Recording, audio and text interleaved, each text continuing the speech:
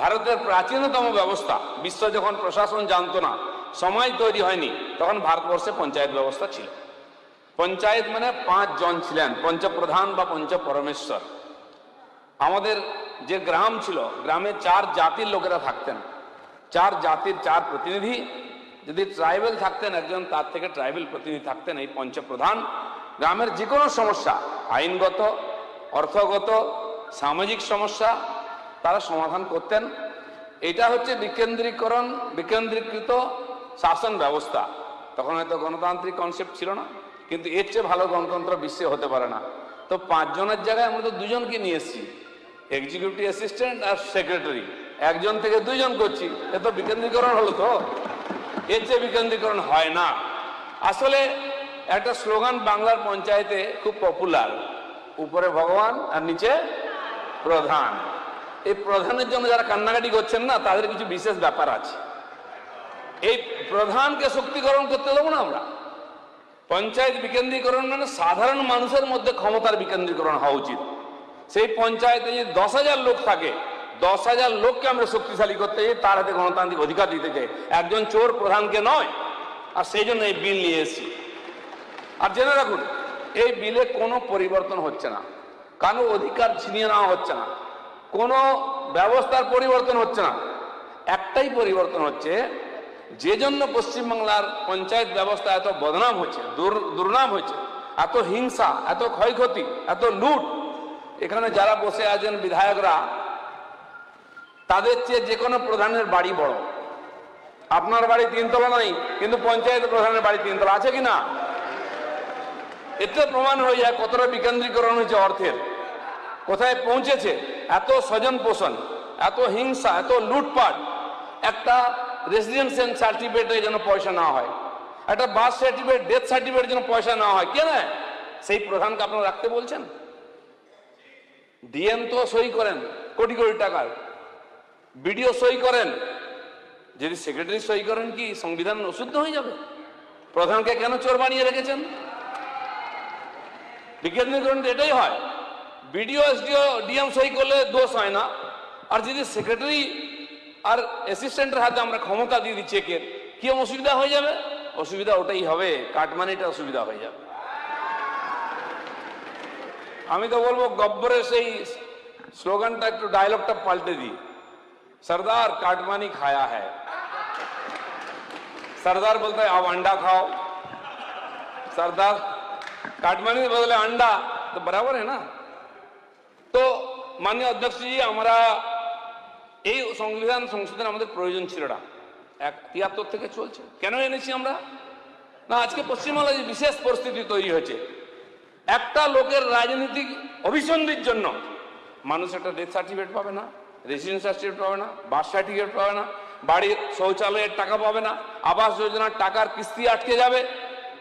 যে গরিব মানুষগুলো যে রামজিতে কাজ করেছেন, তার পেমেন্ট আটকে যাবে সে সই না করলে।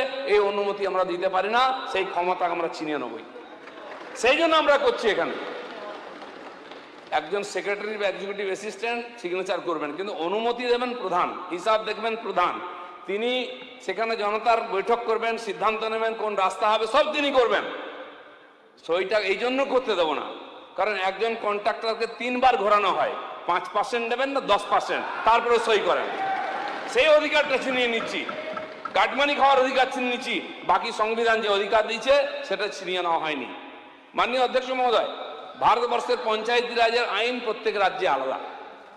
রাজস্থান 59 সালে শুরু করেছে বোধহয় এই আইন, সেখানে প্রথম চালু হয়। এই আইন ভারতবর্ষে যুগ যুগ ধরে চলছিল। এই ব্যবস্থা ব্রিটিশরা এসে ধ্বংস করে কেন্দ্রীকরণ করেছে। একটা সাহেব একটা বিরাট অফিস চালাবে, তার কাছে সব ফাইল আসতে হবে, তার হাতে মুঠোই থাকবে ক্ষমতা। পরাধীনতাকে ধরে রাখার জন্য আমাদের পঞ্চায়েত ব্যবস্থাকে নষ্ট করা হয়েছিল। তাই আজকে সমস্ত কোর্টে কোটি কোটি কেস জমে আছে এই ব্রিটিশ সিস্টেমের জন্য। এত কেন্দ্রীকরণ, একজন অফিসার আছেন, তিনি সই না করলে ফাইল যাবে না, তিনি 15 দিন নাই তো সমস্ত ফাইল জমা হয়ে যাচ্ছে, অফিসারকে দেখা যায় না, এত ফাইল জমা হয়। এটা হচ্ছে কেন্দ্রীকরণ, তার থেকে বেরিয়ে এসছে। আর ব্রিটিশরা সেখানেই নিয়ে গেছিল, পরবর্তীকালে আমরা নিয়ে এসেছি। কিন্তু কেবল পশ্চিমবাংলার ক্ষেত্রে প্রধানকে এই ক্ষমতা দেওয়া আছে বিল সই করা, আর সেইখান থেকে শুরু হয়েছে। অন্য রাজ্যে যান, কোথাও প্রধান এই আর্থিক ক্ষমতা নেই, তাই সেখানে হিংসা নেই, তাই এত লুটপাট নেই, তাই এত বদনাম নেই। এই যে পঞ্চায়েত নির্বাচন, অনেকে 21-এর কথা বলেছেন, আমি আপনাকে তথ্য দিচ্ছি গত কয়েকটি নির্বাচনে কত মৃত্যু হয়েছে। 2003 সালে 70 থেকে 80 জন নিরপরাধ মানুষ মারা গেছে। 8 সালে 36 থেকে 45 জনের মৃত্যুর খবর পাওয়া যায়। 2013-তে 31 থেকে 39 জন মারা গেছে।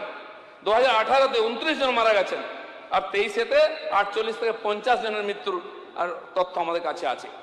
আমি 18 সাল নির্বাচনে ভারতীয় জনতা পার্টির প্রেসিডেন্ট ছিলাম। প্রথমবার আমরা লড়াই করে আমরা কয়েক হাজার জিতি, কিন্তু জেতার পরে এত অত্যাচার, পুলিশ দিয়ে তুলে নিয়ে আসা হচ্ছে, দিয়ে জোর করে পঞ্চায়েত গঠন করা হচ্ছে।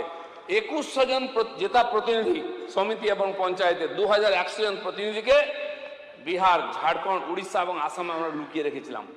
তার মধ্যে 60% মহিলা ছিলেন। 1 মাস 1.5 মাস যতদিন না, আর যতক্ষণ না আমাদের লোকেরা ফিরে আসছে তাদেরকে তুলে আনা যাবে বলে বোর্ড গঠন করা হচ্ছিল না। তার মধ্যে গর্ভবতী মহিলারা ছিলেন, তারা হসপিটালে যেতে পারেননি, ক্যাম্পে সন্তান প্রসব করেছেন। এই অমানবীয় অবস্থার পরিবর্তন চাই, তাই আমরা এখানে আজকে এই বিল নিয়ে এসেছি। এই অবস্থা দেখেছি আমরা। 23-এও তার চেয়ে কম হয়নি, গুন্ডা পুলিশ মিলে আটকানো হচ্ছে, নমিনেশন করতে দেওয়া হচ্ছে না, মারপিট করে মাথা ফাটি দেওয়া হচ্ছে। দিনের পর দিন আমাদের লোকেরা ফিরে এসছেন। এখানে বসে আছেন নওশাদ সিদ্দিকী, তিনি খুব সুন্দর ভাষণ দিয়েছেন। কিন্তু 23 সালে ঘটনা, দুটো নেতার নাম শোনা যেত পঞ্চায়েত 1 মাস ধরে, নওশাদ আর একজন ভেতরে আছে কে, শওকত। এই দুজন নেতা ছিল পঞ্চায়েতে। 1 মাস আমরা লাইভ টেলিকাস্ট দেখেছি। ইনি বোম মারছেন, কার কত বেশি বোম আছে। দুর্ভাগ্যবশত আমি সেই বিধানসভায় থাকি, ভাঙড়েতে। রোজ দেখতাম কে কটা বোম মারলে গোনা হতো। মনে হচ্ছে ইউক্রেন রাশিয়ার লড়াই চলছে। বোম, গুলি, মার কাট, বডি পড়ে আছে, হাত পা